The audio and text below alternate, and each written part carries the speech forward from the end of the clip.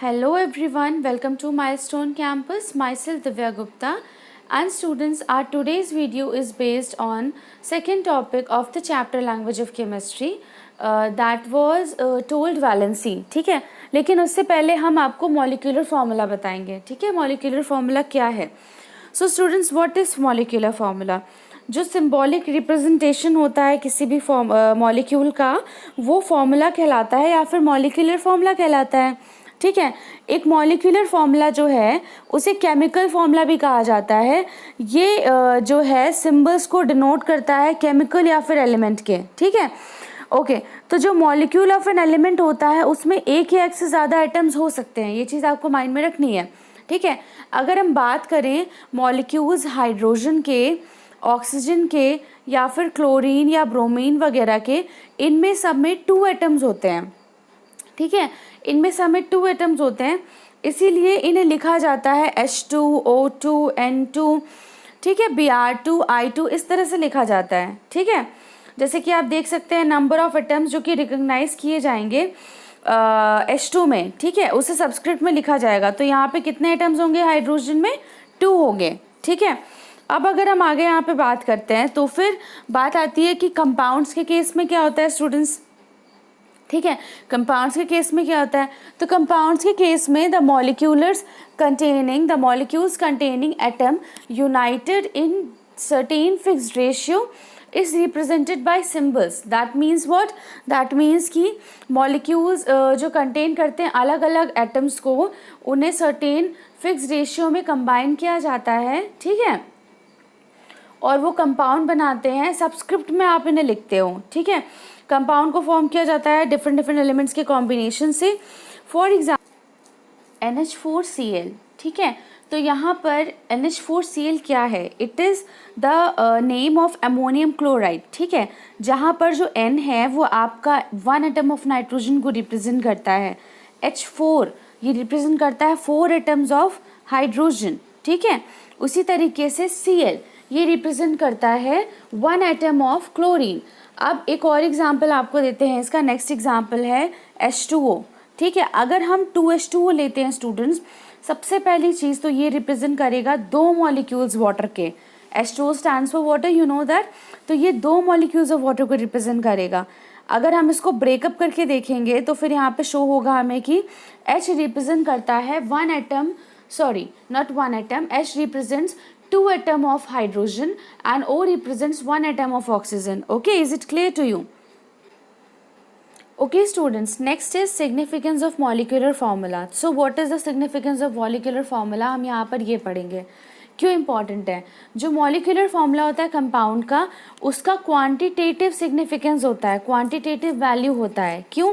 क्योंकि सबसे पहले तो वो रिप्रेजेंट करता है मॉलिक्यूल को, मॉलिक्यूलर मास को भी. ओके, दूसरा चीज़ जो है वो रिस्पेक्टिव नंबर ऑफ एटम्स को शो करता है जो कि एक मॉलिक्यूल ऑफ कंपाउंड में प्रेजेंट होते हैं. ओके, थर्ड इज वो डिनोट करता है रेशियो को, रिस्पेक्टिव मासेस ऑफ एलिमेंट्स के, यानी एलिमेंट्स के किन रेशियोज को लिया गया है, किन मास के पे रेशियो को लिया गया है, ये भी वो उस चीज़ को डिनोट करता है. Okay students, for example the molecular formula of carbon dioxide क्या है बेटा? CO2 है. ठीक है, हर मॉलिक्यूल में एक कार्बन का एटम है जो कि केमिकल बॉन्ड से जुड़ा हुआ है 2 ऑक्सीजन के एटम से. तो आपको ये चीज़ समझ में आ गई. ओके, अब हम आगे यहाँ पर बात करेंगे significance of molecular formula. Molecular formula का क्या इंपॉर्टेंस होता है वो मैंने आपको बता दिया था. अब हम बात करेंगे पहले एग्जाम्पल की, जो कि है कार्बन डाइऑक्साइड का मॉलिक्यूलर मास फाइंड करना. ठीक है, अच्छा देखिए, मुझे ये बताइए कि एटॉमिक नंबर क्या होता है कार्बन का. स्टूडेंट्स, अगर आप सीक्वेंस से देखते हैं तो एटॉमिक नंबर कार्बन का होता है 6. ऑल राइट, और इसी तरह से एटॉमिक नंबर ऑक्सीजन का होता है 8. तो एटॉमिक मास ज़्यादातर जो एलिमेंट्स होते हैं उनमें जस्ट डबल होता है. वो हम कभी आगे ट्रिक पढ़ेंगे उसकी. ठीक है, उसका मेथड पढ़ेंगे किस बेसिस पे रिकॉग्नाइज किया जाता है. तो एटॉमिक मास एटॉमिक नंबर का ऑलमोस्ट डबल होता है. तो यहाँ के केस में कार्बन का जो एटॉमिक नंबर 6 था तो उसका एटॉमिक मास 12 हो जाएगा. ऑक्सीजन का एटॉमिक नंबर 8 था, एटॉमिक मास 16 हो जाएगा. अब आपको मॉलिक्यूलर मास फाइंड आउट करना है कार्बन डाइऑक्साइड का. आप कार्बन डाइऑक्साइड को लिखोगे तो आपको ये पता चलेगा एक एटम आप कार्बन का ले रहे हो, 2 एटम ऑक्सीजन का ले रहे हैं. ठीक है, तो कार्बन का molecular mass is 12. Right now I told you how. और ऑक्सीजन का O2 ध्यान रखें, एक O का मॉलिक्यूलर मास 16 है, यहाँ पर O2 की बात हो रही है, तो 16 इंटू 2 32। अगर O3 होता तो करते 6 इंटू 3, और अगर O4 होता तो करते 16 इंटू 4 स्टूडेंट्स। ठीक है, इतना समझ में आ गया। तो अब स्टूडेंट्स हमारा नेक्स्ट टॉपिक है वैलेंसी। ठीक है, वैलेंसी। तो वैलेंसी की दो डेफिनेशंस हैं। ठीक है, दो डेफिनेशंस है, मैं आपको यहाँ पे बताऊँ। सबसे पहले मैं अपनी फर्स्ट डेफिनेशन की बात करूँ अगर, तो valency is measured in terms of combining power with hydrogen atom. पहली डेफिनेशन के अकॉर्डिंग वैलेंसी को मेजर किया जाता है उसकी कंबाइनिंग पावर को लेके हाइड्रोजन एटम्स के साथ। कोई दूसरा एलिमेंट है उसकी कैपेसिटी जो है, कंबाइनिंग कैपेसिटी हाइड्रोजन से कम नहीं होती है, इसलिए उसे हाइड्रोजन से इसका आकलन किया जाता है। Okay, for example HCl। ठीक है, HCl क्या है? Chlorine combines with 1 hydrogen. ध्यान से देखिए, HCl में अगर हम देखेंगे तो क्लोरीन कंबाइन हो रहा है स्टूडेंट्स 1 हाइड्रोजन के साथ, इसलिए यहाँ पर जो वैलेंसी है क्लोरीन की वो 1 है। ठीक है, अगर हम H2O की बात करेंगे तो ऑक्सीजन कंबाइन होता है 2 एटम ऑफ हाइड्रोजन के साथ, इसलिए यहाँ पर वैलेंसी जो है ऑक्सीजन की वो 2 है। आई होप आपको ये समझ में आ गया होगा। ओके, लेकिन सारे एटम्स जो है हाइड्रोजन के साथ कंबाइन नहीं होते हैं। ठीक है, तो आप उनके लिए क्या करते हो? हमें पता है कि ये जो सिचुएशन है ये सारे एटम्स के साथ, सारे एलिमेंट्स के साथ नहीं जाती है। तो वो एलिमेंट्स जिनके साथ हाइड्रोजन जो है वो कंबाइन नहीं करता है, उनके लिए सेकेंड डेफिनेशन फॉलो होती है स्टूडेंट्स। ठीक है, number of electrons that an atom can lose or gain or share during a chemical reaction is known as valency. वहाँ पर ये डेफिनेशन फॉलो होती है नंबर ऑफ इलेक्ट्रॉन्स जो कि एटम लूज कर सकता है या फिर गेन कर सकता है या फिर किसी को शेयर कर सकता है किसी के साथ केमिकल रिएक्शन में।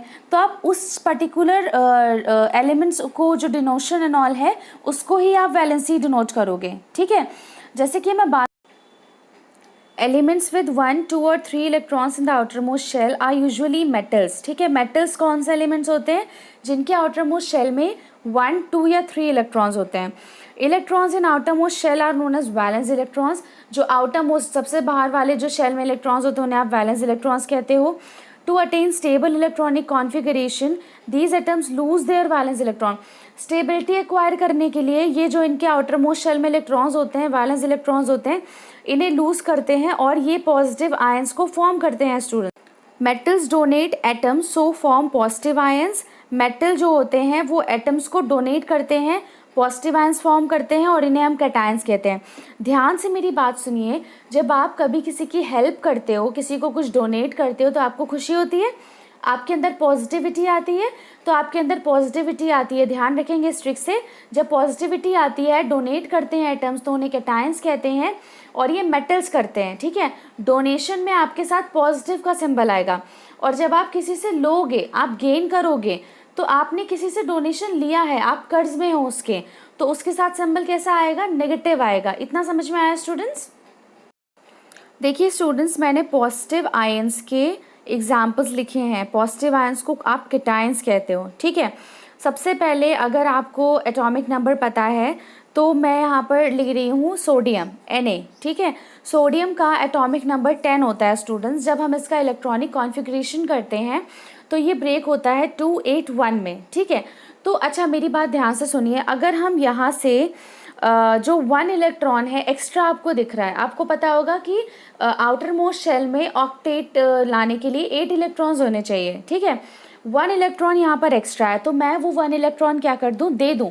मैंने किया है Na माइनस E के ऊपर एक 1 माइनस लगाया हुआ है, मतलब मैं 1 सिंबल माइनस का लगाने का मतलब है इलेक्ट्रॉन डोनेट कर रही हूँ। ठीक है, तो मैंने आपको बताया था जब आप डोनेट करते हो आप बहुत खुश होते हो, आपके अंदर पॉजिटिव फीलिंग आती है।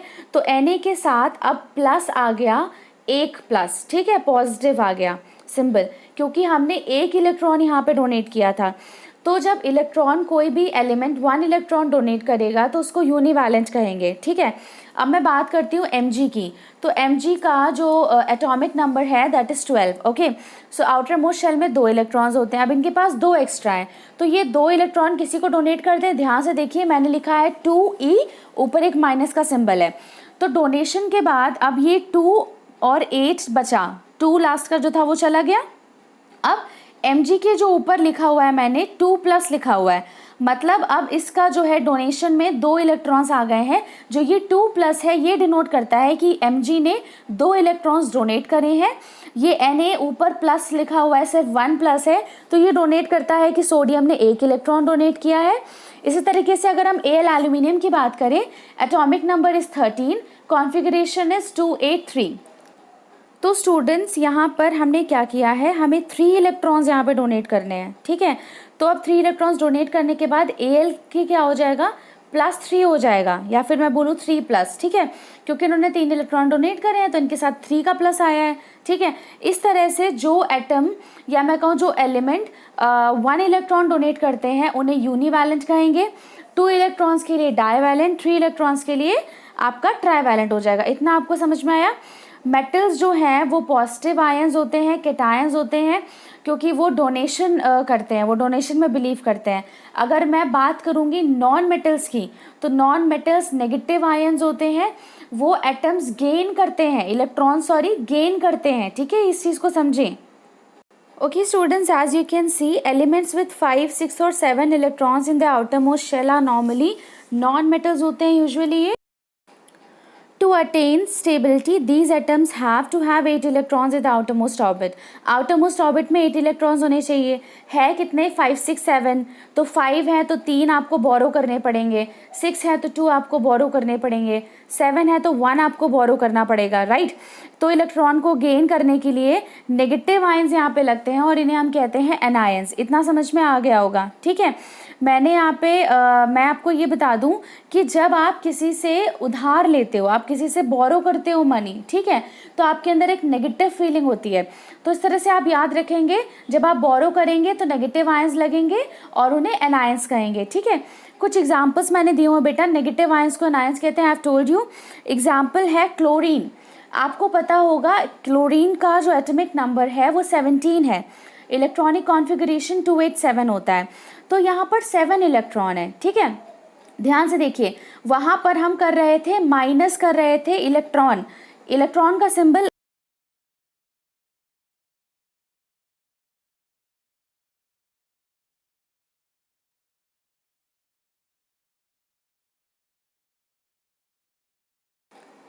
E- है, ठीक है। वहाँ पर आप क्या कर रहे थे, इलेक्ट्रॉन्स मैंने बताया आप डोनेट नहीं कर रहे थे, हाँ आप सॉरी डोनेट कर रहे थे वहाँ पे, तो आपने -E- लिखा हुआ था। यहाँ पर आप क्या कर रहे हो, गेन कर रहे हो, तो आप प्लस करोगे ना, अपने में +E- करोगे ना। तो क्लोरीन को 1 इलेक्ट्रॉन बोरो करना पड़ेगा ताकि 8 हो जाए। तो उन्होंने क्या किया हुआ है भाई, प्लस, ठीक है, +E- यानी 1 इलेक्ट्रॉन।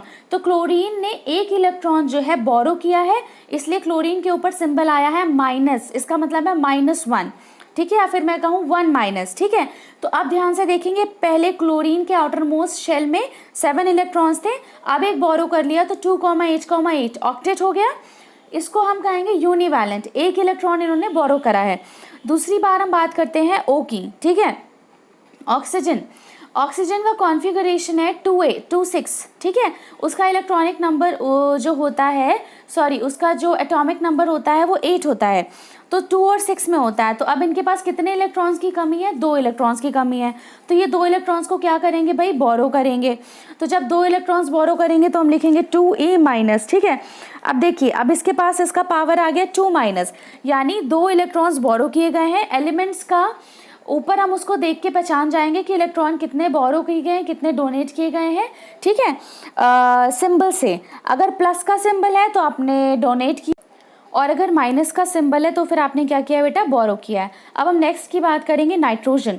नाइट्रोजन का एटॉमिक नंबर है 7, इलेक्ट्रॉनिक कॉन्फ़िगरेशन होता है 2,5। तो यहाँ पर आप देखोगे 5 है, कितने इलेक्ट्रॉन्स की कमी है कि ये ऑक्टेट हो जाए, 8 हो जाए, 3 इलेक्ट्रॉन्स की कमी है, तो इनको हमें 3 इलेक्ट्रॉन्स डोनेट करने पड़ेंगे, इसलिए इनको लिखा गया N और 3-, मतलब 3 इलेक्ट्रॉन्स इन्होंने लिए हैं, अब ये ऑक्टेट बन गए हैं, तो ये ट्राईवैलेंट है, ठीक है। इतना समझ में आ गया होगा। तो आपके जो कैटायंस होते हैं वो पॉजिटिव आयंस होते हैं क्योंकि वो डोनेट करते हैं, अच्छा काम करते हैं। एनायन नेगेटिव आयंस होते हैं क्योंकि वो बोरो करते हैं। इतना आप सबको समझ में आ गया होगा। अब हम आगे मूव करते हैं। सो स्टूडेंट्स कुछ एक्सेप्शन है कि out of the elements that have 4 electrons, कुछ एलिमेंट्स जिनके 4 इलेक्ट्रॉन्स होते हैं आउटर मोस्ट ऑर्बिट में, कार्बन जो है वो आपका नॉन मेटल है, सिलिकॉन एंड जर्मेनियम मेटलॉइड्स हैं। मेटलॉइड्स का मतलब होता है जो मेटल और नॉन मेटल दोनों की प्रॉपर्टी को शो करते हैं, और बाकी सब मेटल्स हैं। ठीक है, ये एक्सेप्शन था स्टूडेंट्स। सो स्टूडेंट्स आज के वीडियो में हम इतना ही पढ़ेंगे। वैलेंसी में अभी और भी चीज़ें हैं जो हम नेक्स्ट वीडियो में कंटिन्यू करेंगे। सो होप स्टूडेंट्स आपको ये वीडियो पसंद आया हो। अगर ये वीडियो पसंद आया हो तो हमारे वीडियो को लाइक करें, शेयर करें, सब्सक्राइब करें, ताकि आपके और भी फ्रेंड्स जो हैं वो इस वीडियो की इन्फॉर्मेशन को ग्रैब कर सकें। So thank you students, meet in the next video.